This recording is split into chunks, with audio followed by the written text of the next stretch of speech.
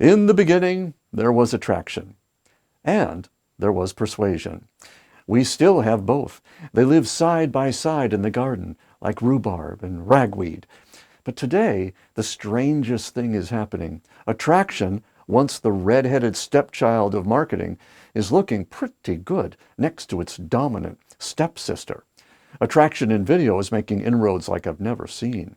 So if you've ever felt like ditching all the sleazy sales tactics that persuasion just takes for granted, now might be the best opportunity to bring a new kind of prosperity to your business, one that also brings peace of mind to both you and your future clients.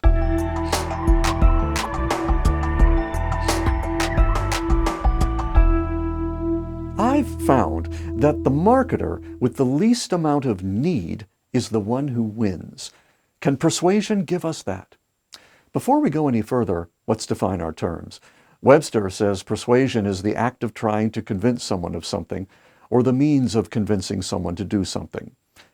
Well, this is natural. It's what must happen for a sale to occur, evidently. But if this is true, as much as one may want to make the sale, then should it make someone so uncomfortable doing it? Well, the part so easy to avoid looking at is that persuasion is an act born of a belief that the marketer's needs outweigh those of another. If this wasn't true, we simply wouldn't have to be trained on closing techniques or objection handling. Because, of course, maybe people will even lie to you to avoid buying from you. But rather than deal with why that might happen, we rationalize doing whatever it takes to make the prospect buy, because after all, we know what's best for the prospect. But I find we barely know what's best for ourselves. In fact, persuasion will try 100 different tactics to avoid doing the work that would allow one to serve without need. So its very purpose creates a nagging feeling that something has been left undone. And that's a burden chock full of neediness. It might work for a while, but it leaves a scar. Now let's look at attraction. Webster defines it as a quality or feature that evokes interest, liking, or desire. So it's a quality. It doesn't need any special tactics to make it work because it's mostly an inside job. In sales, attraction is when a prospect finds themselves drawn a step closer to you without being advised what to do. They feel empowered rather than fearful. And I find that when you put attraction into video, it becomes especially powerful, almost magical, because you can't see it. I mean, obviously, you can see someone smile, you can hear their voice, their tone, maybe even the intensity of their focus. But part of it you can't see. Maybe you sense that they care, or that they can be trusted. Maybe the elements that surround them, like script, lighting, graphics, editing, and music, reinforce that in a subconscious way. But it's not just a matter of using video. You need to understand someone else's journey, what they find difficult, and what they think they might need to fix their problem. Those things aren't always obvious. You need to build that bridge between what you've got and what they want, and have a way to bring new people into the process. All with attraction, of course. But when you do get it down, you have a little system that you now own.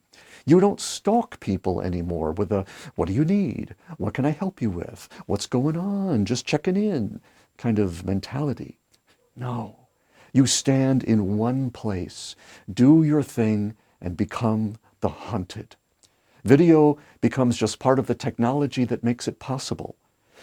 The best part for many is that this entire cycle of attraction can be automated from beginning to end for each new person.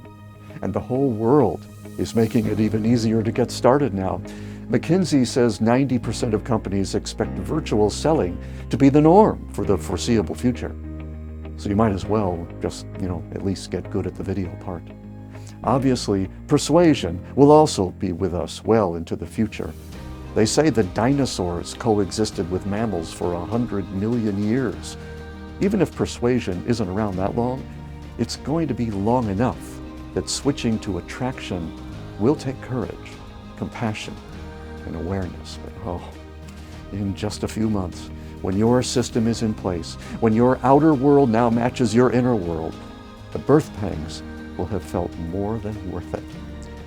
It's a direction more and more of us are choosing now, and not a moment too soon. So where does all this lead exactly? It leads directly to the world you've been building with the best parts of yourself all along, the one we'll thank you for when we get there. For now, I thank you for watching, and we'll see you next time on The Visible Authority.